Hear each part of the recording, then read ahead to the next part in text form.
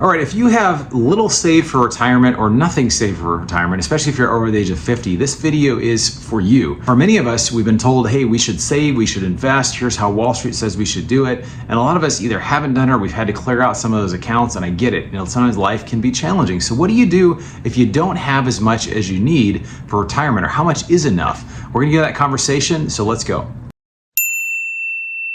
All right, first of all, my name is Bronson Hill, the CEO of Bronson Equity. We help people get passive cash flow through investing in alternative assets like real estate, oil and gas, private businesses. And so I'd love to talk with you about that. But let's jump into this topic. First thing really is to know what your rat race number is. For me, when I was working, I was making over $200,000 a year as a medical device sales representative. Enjoyed what I did, but I didn't have freedom over my time. And I realized I didn't need $200K per year to actually be able to retire. I needed less money. I only was spending $60,000 or $70,000 a year. Once I had that number, I actually was financially free. Now, if you're looking at retirement, you have to be looking at what's the total nest egg that you need. It's not just how much am I making this year, but how can I make that money over time when I'm not working, right? When I'm doing with investment income, will that money grow as well? So it's not just I need piles and piles of money because I'm going to burn through all of it, but how much money do I actually need to be able to use? Well, for most people, it's been said, JP Morgan had this stat, and they said that people that are 50 years old earning $100,000 should have saved around $415,000 to $565,000 to kind of be on track. Right? If you're going to work, this is if you're going to work to 65, that kind of thing. And again, it's a very big goal. Some people don't work, but they'll retire at 65. Some people retire at 40, right? So we just don't have that specific number of when people will retire. But it is important to have a plan. It's important to know what you need. I would say for most people,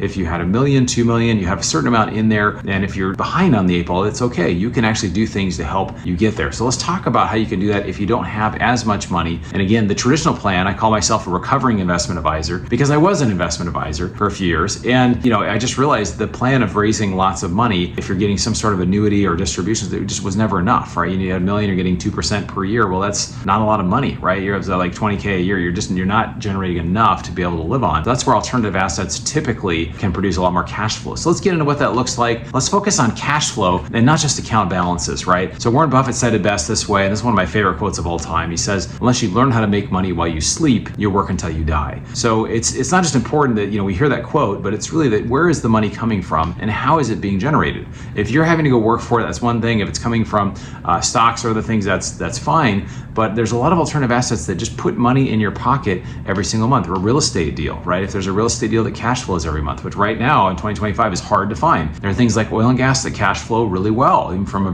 with just a few months into it. Real estate debt funds, right? That you get to be the bank and produce a monthly cash flow. Some of these are 7 to 15%, kind of depending on what type of debt they are, right? So there's some really attractive ways to go about it, but it's a mindset shift. So again, if let's say I have $500K and I'm getting 15% per year, well, that's, $75K per year that I can basically cover my living expenses, right? And you got to prevent losses and other things like that. So sometimes we don't need $4 million at, making 2% per year and getting your 80K that way. It could be you need $500,000, but you really need to find a way to be getting 15% per year, right? And that's a big number, I understand, but there are investments that do fit that. So again, being a little creative can be helpful. Following simple Wall Street antics. I've never seen anybody become wealthy by using Wall Street methods, traditional stock bond kind of things. Now, some people don't lose their money, but there are a lot of hidden fees. There are a lot of things that they don't really talk about. And I've talked about that a lot in these videos, that the hidden fees typically bring the average mutual fund instead of 1.2%. And a lot of these are time-dated funds. If you have a retirement account with your employer or with your business, they'll say the fees are 1.2%, but actually it's more like 3.2%. And then if you have a money person managing that, they can also take another 2% on the top. So depending on how it's managed, privately with an advisor and with their products, it's just something most people don't think about. They're taking basically over 5% of your money per year in fees that you don't even realize that are there. A lot of times even the advisors don't realize these fees are coming out.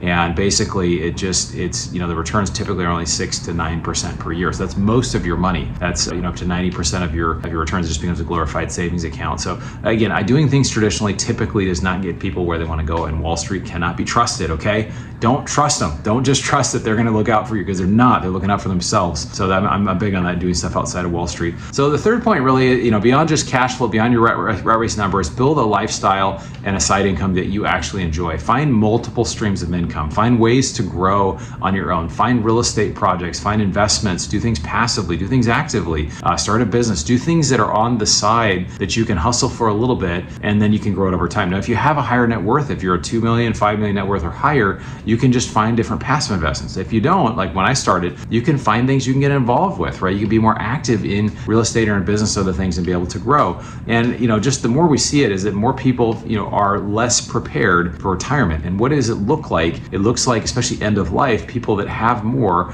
are able to pay for things like nursing homes and able to pay for things like care. If you don't have that, there are things that are in place, but typically what they do is you have to sell off. You basically go through all your assets. You got to burn through all of your assets, meaning if I have a house, if I have savings, whatever, I've got to spend and put all that towards medical and other care, sell that, and then the state picks up or the federal government picks up with different coverage. And you have more limited options. Usually they're not as nice of places, facilities. I'm speaking of my experience working with senior care. So if you want to have more choices, you want to be able to have better care, you want to be able to have more freedom to travel, do things you want to do in retirement, and maybe retirement for you is in your 40s, right? So I encourage you to look into these ways, how you can fire yourself. And again, this is not just well-wishing here, but it is important that you think about it, you find options, you really explore what it is you want to do.